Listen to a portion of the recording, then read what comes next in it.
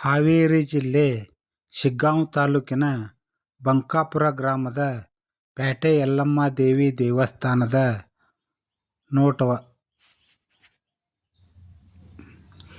ಈ ದೇವಸ್ಥಾನಕ್ಕೆ ಶುಕ್ರವಾರ ಹಾಗೂ ಮಂಗಳವಾರ ಹುಣ್ಣಿಮೆ ದಿನಗಳಂದು ಸಾವಿರಾರು ಭಕ್ತರು ಬಂದು ತಮ್ಮ ಪೂಜಾ ಕೈಂಕರ್ಯವನ್ನು ನೆರವೇರಿಸಿಕೊಂಡು ಹೋಗುತ್ತಾರೆ.